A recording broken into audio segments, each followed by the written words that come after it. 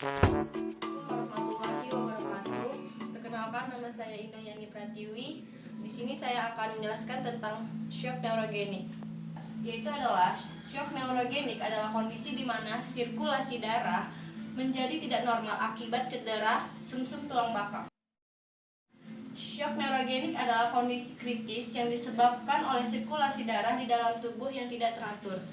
Shock ini menyebabkan penurunan tekanan darah, kegagalan perfusi, dan hipoksia jaringan.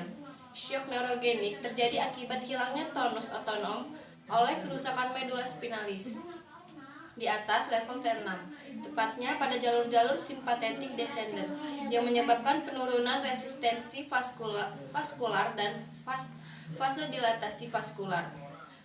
Kondisi ini umumnya terjadi setelah cedera pada sistem saraf pusat, misalnya cedera medula spinalis atau cedera otak traumatik.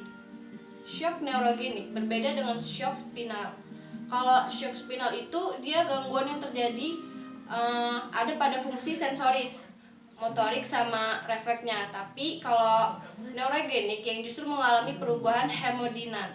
Penyebab dari shock neurogenik ini sendiri yang paling sering adalah kerusakan medula spinalis oleh berbagai penyebab, baik traumatik atau kecelakaan maupun non traumatik atau kayak dia itu tuh kayak tumor, infeksi, terus osteoporosis dan kelainan perkembangan yang lainnya. Penyebab dari shock neurogenik itu adalah cedera atau trauma saraf tulang belakang yang akibatnya terjadi gangguan fungsi dari sistem saraf yang mengatur detak jantung, tekanan darah, dan pernapasan. Sistem saraf ini dikenal dengan saraf simpatis. Gangguan fungsi sistem saraf simpatis mengakibatkan tekanan darah turun sehingga aliran darah ke sel, jaringan, dan organ akan terganggu. Gejala dari shock neurogenik ini sendiri itu yang pertama itu nyeri dada, yang kedua irama jantung melambat, suhu tubuhnya menurun, penurunan tekanan darah, pusing, mual, muntah, terus pandangannya kosong, pingsan, gelisah, serta berkeringatnya itu berlebih, terus kulitnya itu kelihatan lebih pucat. Dan kalau dia tahapnya gejalanya lebih berat itu bisa sesak napas, dadanya lebih nyeri, sama bibir dan jaringan membiru. Namun dari shock neurogenik ini sendiri kita ada pengobatannya. Penanganan kasus shock neurogenik ini dimulai dengan meminimalkan perubahan posisi tubuh si pasien atau membuat pasien tidak bergerak sama sekali. Untuk mencegah kerusakan lebih lanjut, selanjutnya tekanan darah perlu ditingkatkan dengan memberi cairan infus dan obat vasopresor yang dapat membantu meningkatkan kelangsungan pembuluh darah seperti dopamin,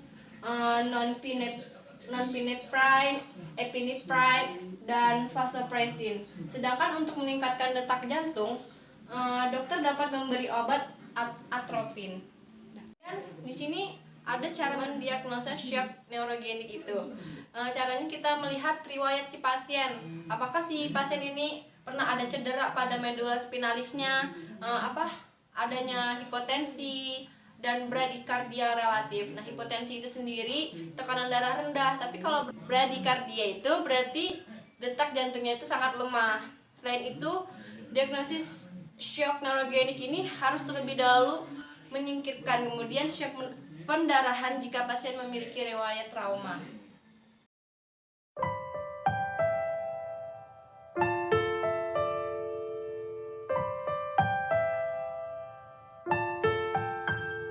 Sekian presentasi yang dapat saya jelaskan. Saya tutup wabillahi taufiq wal hidayah. Wassalamualaikum warahmatullahi wabarakatuh.